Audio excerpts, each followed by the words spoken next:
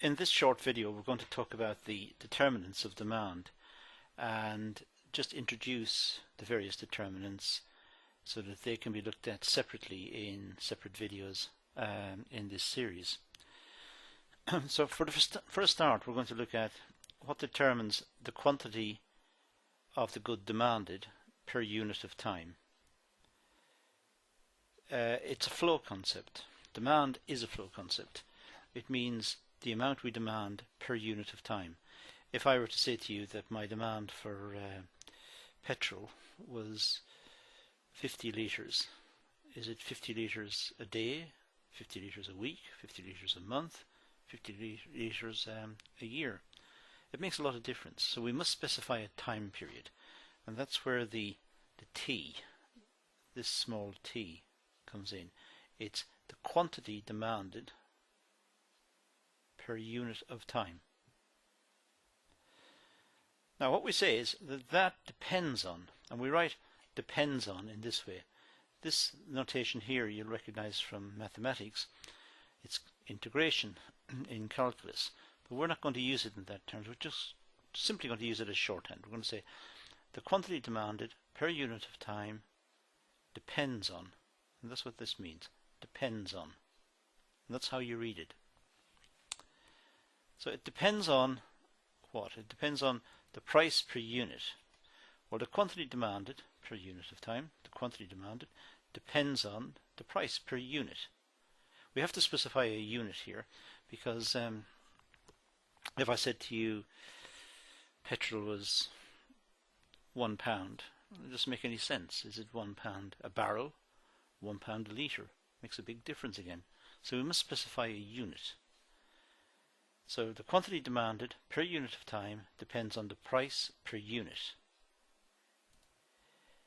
It also depends on the price of alternative goods, PZ. So the price of petrol, or sorry, the quantity of petrol I should say, demanded will depend on the price of diesel.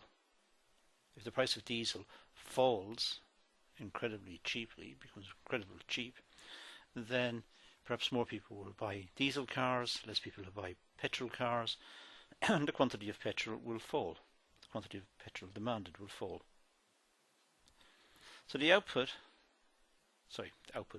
the demand per unit of time depends on the price per unit and the price of some related good. It also depends on income. And we write income in economics as a Y. That's just terminology. That's just history. It's just the way we do things. Whenever you see Y in economics, it means income. Simple. The quantity demanded per unit of time will also depend on tastes, T.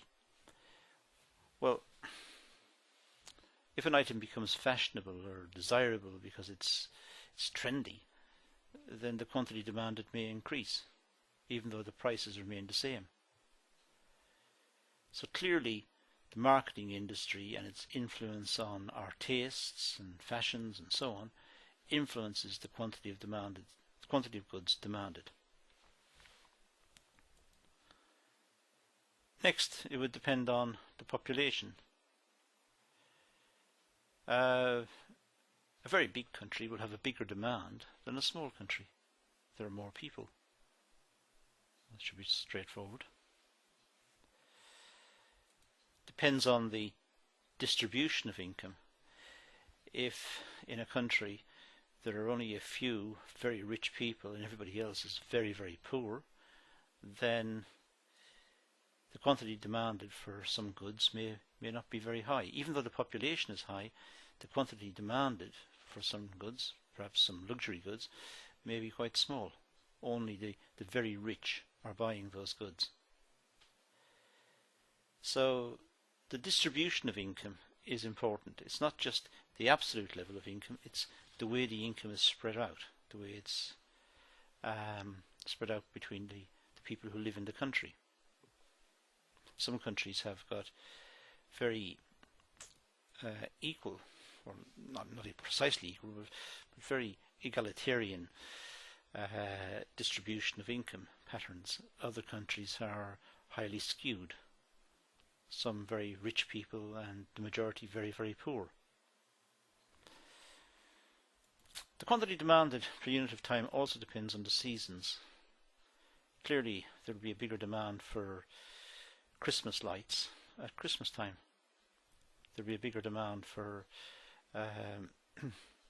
energy, electricity and gas in the winter than in the summer, and so on. So seasonal factors also play an influence in the quantity demanded.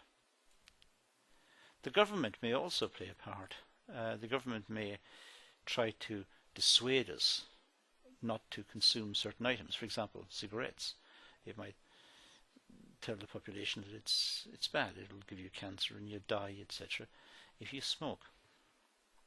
It's up to the individual if they want to die that way, but the government can point out that this item is dangerous and it's going to lead to something bad in your life. So the government can influence the quantity of certain goods that are demanded.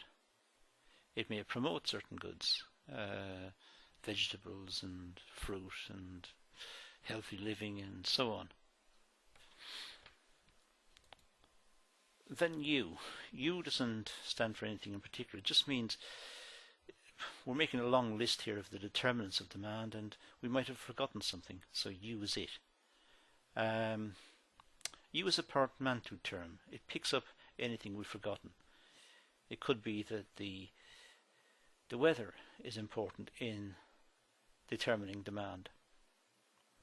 It could be the temperature. The outside temperature is important in determining demand for certain items.